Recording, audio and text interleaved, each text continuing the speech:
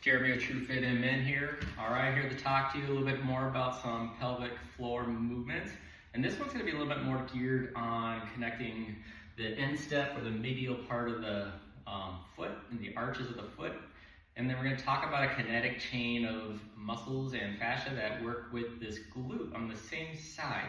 So anytime we have kind of a tight or weak glute function within us, like a compensation there, what often happens is we start to get a little bit of an anterior tilt in the hip, right, where we express where the front edge of the hip would kind of start to pitch downward, and then that would create a little bit more curvature in the lumbar spine or the lower back here.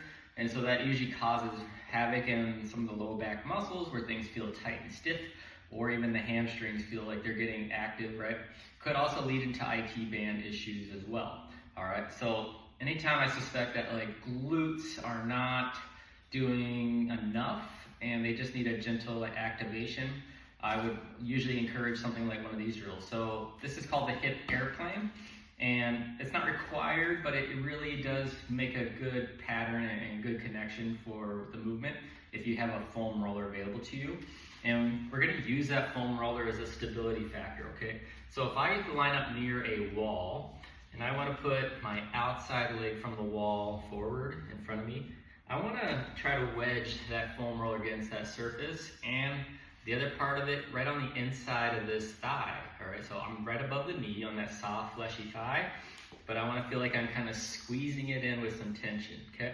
And what this does is it keeps this thigh and hip kind of loaded in an internal rotation pattern, which is really beneficial to make sure that we get the full engagement of this glute and not other muscle groups, okay?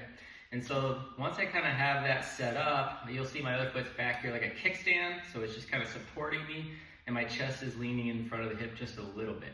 Now I like to kind of not let my arms and upper body become a distraction for the hip, so I'm gonna cross my hands right here on the shoulders, and essentially this lets me focus on trying to make my sternum, my rib cage, move in cohesion with the hips, okay? So if I was to get the hips turn, I want the rib cage and the shoulders to turn at the same degree or at the same coordination, all right? Now the way this works really well is we want to make sure that we put the glutes on their pattern, right? We want to put them at an angle where they activate. And what that really looks like is if I stand upright and then as I kind of hinge at the hip forward about 30 degrees or so, it feels like I'm sticking my butt back a bit, but I got my leg right underneath the hip. All right, and then it's about that 30 degrees, you're gonna feel that glute already turn on, all right, just by supporting me here. And I still even have this other leg back. Now I can keep this back toe lightly on the ground at times, or I could lift it off and be balanced. I got this wedge right here.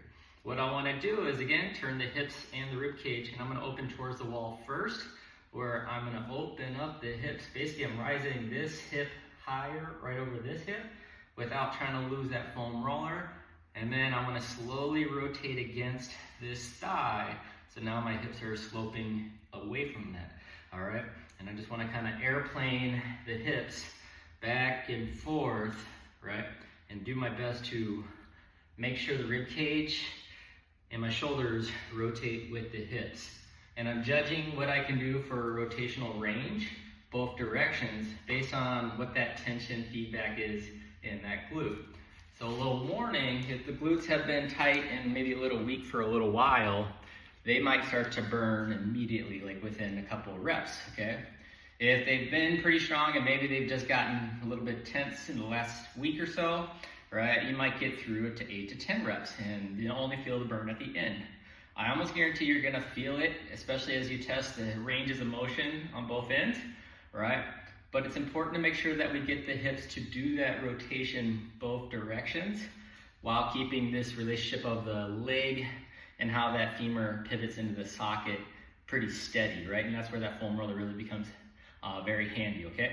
So we wanna make sure that the loading mechanism through the ground is pretty consistent, and we're trying to stabilize as we get that external rotation going on and internal rotation going on in the hip joint. So those are fundamental hip patterns that we really want to improve and constantly put into our movement regime, right? And so that training routine, we want to always utilize this pattern to kind of keep the hips healthy.